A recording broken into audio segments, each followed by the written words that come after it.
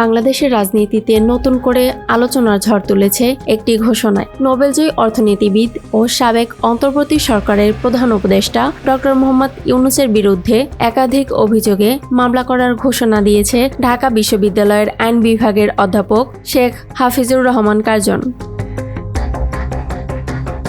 সম্প্রতি একটি অনলাইন প্ল্যাটফর্মে আয়োজিত অনুষ্ঠানে তিনি জানান, ডক্টর ইউনূস সহ তার নেতৃত্বাধীন অন্তর্বর্তী সরকারের উপদেষ্টাদের বিরুদ্ধে 4টি পৃথক অভিযোগে আইনি পদক্ষেপ নেওয়া হবে।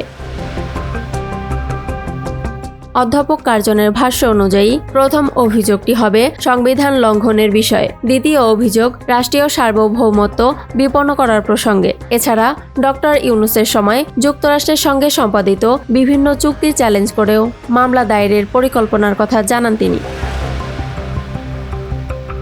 আরেকটি গুরুত্বপূর্ণ অভিযোগ হিসেবে তিনি উল্লেখ করেন রাজধানীর ধানমন্ডি 32 নম্বরের ঐতিহাসিক বাড়ি ভাঙচুরের বিষয়টি। শেখ মুজিবুর রহমানের স্মৃতি বিজড়িত এই বাড়িতে থাকা গুরুত্বপূর্ণ ও দুষ্প্রাপ্য নথিপত্র নষ্ট হওয়ার প্রসঙ্গ টেনে তিনি প্রশ্ন তোলেন, কার ইন্ধনে বারবার এ ঘটনা ঘটল এবং কেন আইনশৃঙ্খলা বাহিনী তা প্রতিরোধে কার্যকর পদক্ষেপ নেয়নি।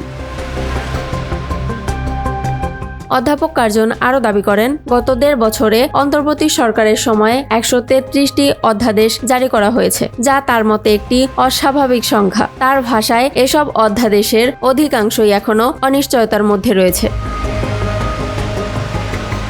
তবে এ বিষয়ে ডক্টর ইউনূস বা সংশ্লিষ্ট উপদেষ্টাদের পক্ষ থেকে এখনও কোনো আনুষ্ঠানিক প্রতিক্রিয়া পাওয়া যায়নি। আইন, সংবিধান ও রাষ্ট্রীয় সিদ্ধান্ত, এই 3টি ইস্যু ঘিরে যে বিতর্কের সূচনা হলো তা নিঃসন্দেহে রাজনৈতিক অঙ্গনে নতুন সমীকরণ তৈরি করতে পারে। মামলা আনুষ্ঠানিকভাবে দায়ের হলে বিষয়টি আদালতের পর্যালোচনায় যাবে, আর সেখানেই নির্ধারিত হবে অভিযোগের আইনি ভিত্তি কতটা শক্ত।